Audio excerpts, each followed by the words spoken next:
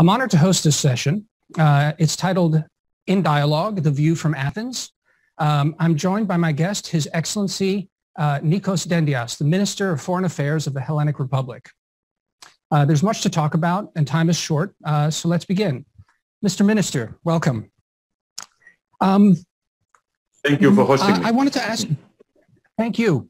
I wanted to ask you a general opening question. The U.S.-Greek relationship has been undergoing a renaissance. One might set the moment where the Renaissance began, I think, in the second Obama term. But despite political changes in the United States and a change of administration in Athens, the relationship has only gone from strength to strength, I would say. With the new Biden administration in office, Mr. Minister, could I ask you to outline for us here in the United States what you'd like to see from Washington in the coming years? What is working well, and where could we work better together? Well, thank you for the question. It's something that is very interesting from our side as well, to look at and also to take account of what has been achieved, and also to look forward what we can do more, what we can do better. As a comment to start with, I would say that these relations, the Greek-US relations, are built on a very solid foundation of common values, which sounds like a stereotype, but it is not. It is not. And if you'll allow me to say, in our region, is rather something that's in demand. Have a common understanding of the world order, of the rule of law, of democracy, of human rights, of common values, have a common understanding of how we would like the world to move forward. We have a very good relation. We had a very good relation as a country with the Obama administration. We had a very good relation with the Trump administration, and we're having a very good relation with the Biden administration. We have signed a defense agreement with the Trump administration. Secretary Pompeo was in Athens in October 2019, and we're negotiating a revised MDCA with the Biden administration. Now, your basic question, your fundamental question is what Greece wants more from the United States. The answer is we would like to have more American presence in the region. This is a very turbulent region, and I have to say that when the United States leave a vacuum, other powers, which do not necessarily have the same understanding on the world order, on human rights, on democracy, try to fill the gap. So we would like, and the area needs, more of the United States, not less. Thank you, Mr. Minister. Let's talk about the Eastern Mediterranean, because I think that's one area that there's much room for increased cooperation. You had a contentious press conference with your Turkish counterpart the other week. It's the latest flare-up in a in a relationship that is let's call it not usual. Okay, not usual. Fair enough. The European Union has, I think, spoken in one voice. I think and developing a strategy for the Eastern Mediterranean. Apart from being more present, could you talk a little bit more about what you would see as you'd like to see the United States do strategically in the Eastern Mediterranean? Well, I have to say that the United States is in a unique position because the United States is an ally of Greece and the United States is also an ally of Turkey. And both countries are members of NATO, and the United States is the leading force in NATO, has been, is, will be. So the United States have a very strong relation with both allies, both Greece and Turkey.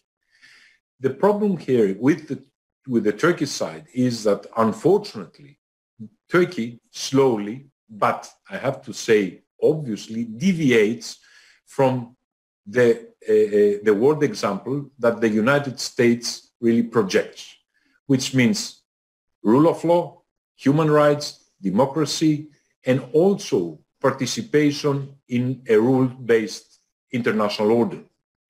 Most, for example, of our differences with Turkey will be very easily resolved if Turkey would subscribe to the United Nations Convention of the Law of the Sea, or at least if Turkey would accept the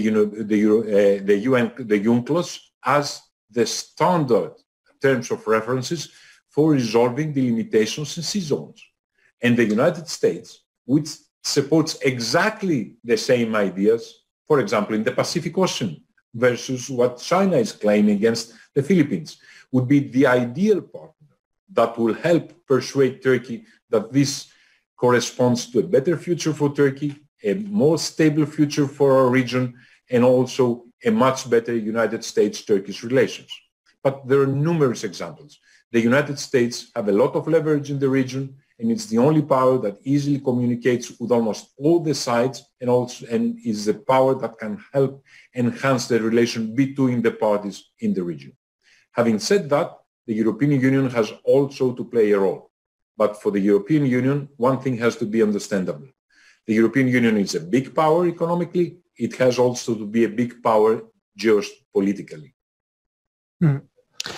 If I can ask you a question then, not directly related to it, but on Cyprus, it was surprising, at least to me, that the Geneva talks went nowhere, and that now there's talk of coming from the Turkish side from about a two-state solution.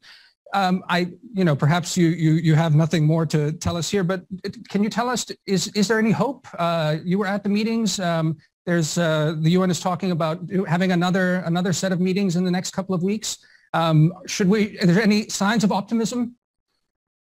Well, it's easy not to be optimistic. I have to say, even myself, which have been always advocating for optimism, I can understand somebody who, after observing 3 days in a basement in Geneva with no result at all, can say that, well, there's no hope. And also the Cyprus issue is a perfect example on what I was speaking about before, that Turkey has to understand that in order to resolve the differences in our region, the rules-based society in international order has to apply. Because in Cyprus, what is the difference? Let's call it the one side, says that we have to try to find a solution within the framework of international law and the United Nations Security Council resolutions.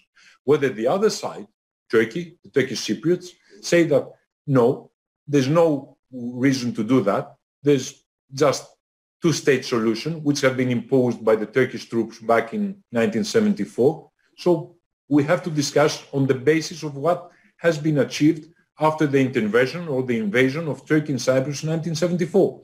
So one side advocates for the rule of law, the other side advocates for the fait accompli. Now, but yet again, so starting from these two so different points, it's very difficult to be optimistic. But yet again, I have to say that we should continue trying.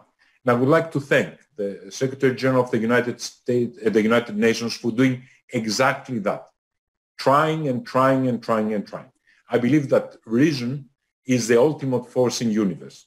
And if reason prevails, Turkey would understand, and Turkish Cypriots would understand, that the solution of the Cyprus issue, according to the resolutions of the United Nations Security Council, according to international law, is to the best interest of the Turkish Cypriots and to the best interest of Turkey. But having said that, it is not easy at all.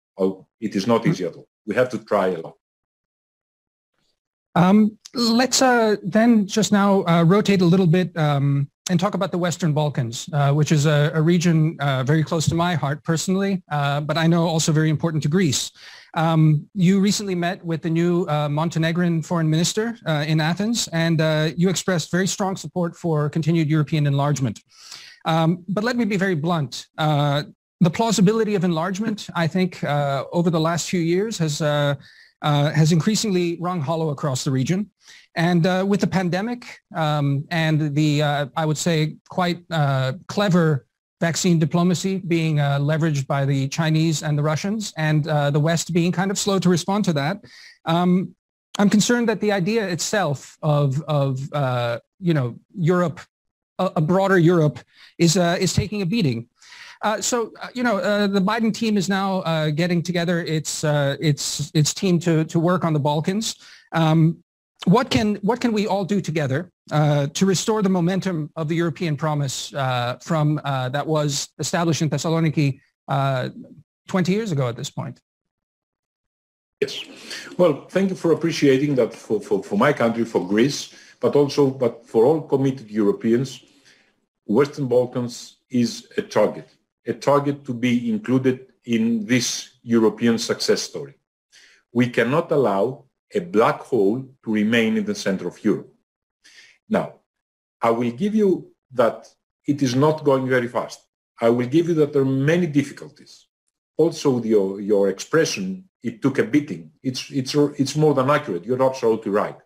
But I have to say, in my humble opinion, I see the European paradigm, the European experience, the European experiment, if you want me to say so, as the monotheistic religions with the exception of Islam.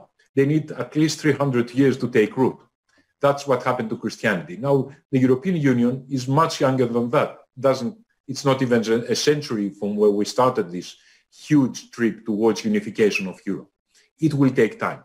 But that does not mean that we will not have to try and we will not have to continue our efforts towards persuading our Western Balkan neighbors to accept the criteria of the European Union and also to live according to these criteria, the European acquis. Again, these countries do have problems, but Greece can present them with a know-how that could help them towards the European journey. And I have to say also the European Union has to appreciate that historically speaking, within a historical dimension of things, Europe cannot progress with a black hole in the Western Balkans. That is not achievable. So it may take time, it may take effort, but it is something that in my humble opinion needs to happen and will happen. Thank you for that. I'd like to turn a little bit to questions about the economy. It's hard to miss the fact that now, even though your foreign minister, climate change is foreign policy, it's becoming central to thinking about international relations. The EU's post-COVID recovery plan is heavily geared towards green technology. The Biden administration has also made no secret of prioritizing green goals. And your government as well has recently unveiled a very ambitious development program and investment program for Greece. Can you talk a little bit about the opportunities there? If you'd like to talk about also opportunities for the broader region around you, how do you see green priorities shaping development and integration? Well, first of all, let me talk about my own country, Greece, and my own government, the Mitsotakis government in Greece. Well, we are, as you know, we're a conservative government, and yet again, we consider ourselves a green government. We have made huge steps. We have taken the decision, for example, to delignitize our economy up to 2030. May I be allowed to tell you that up to now, lignite was the main source for producing electricity in Greece.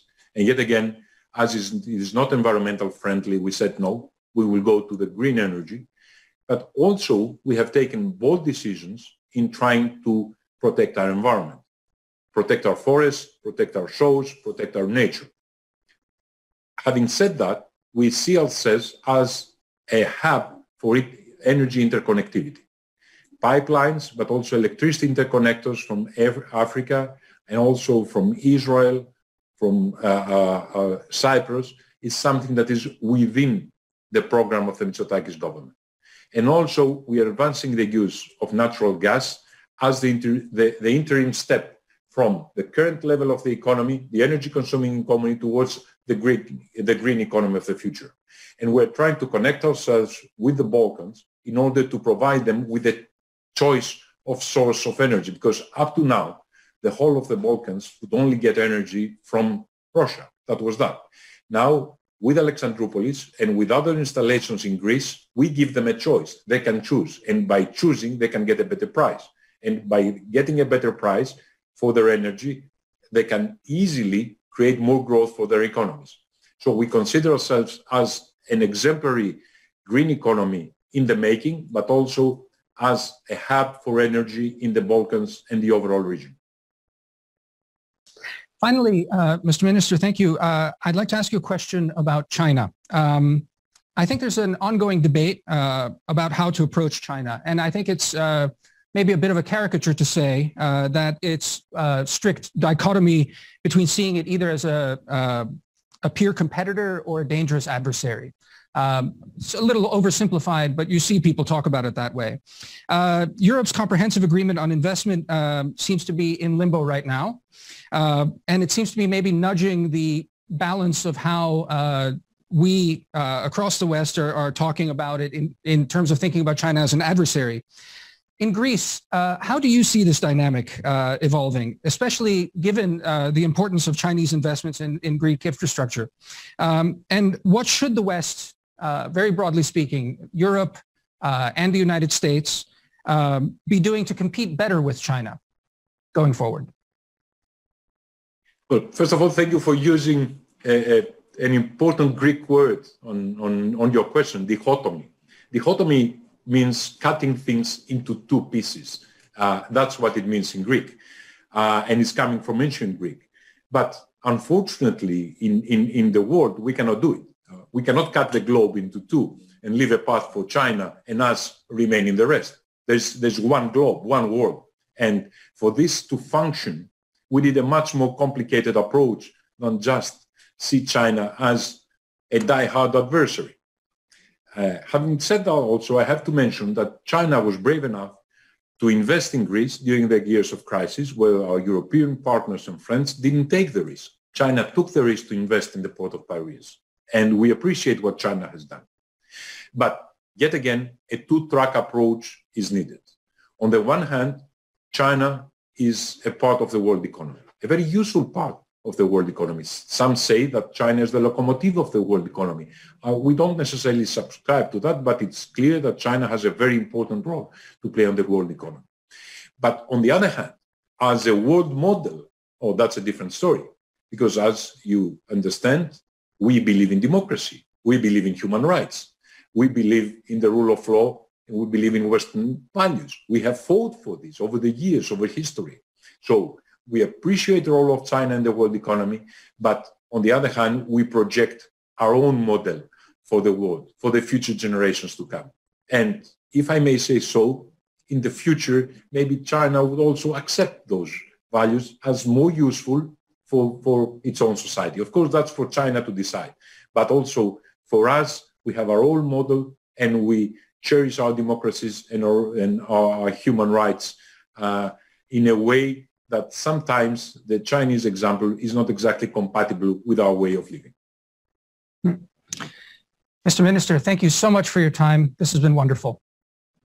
Thank you. This was a great pleasure and a great honor. Thank you so much.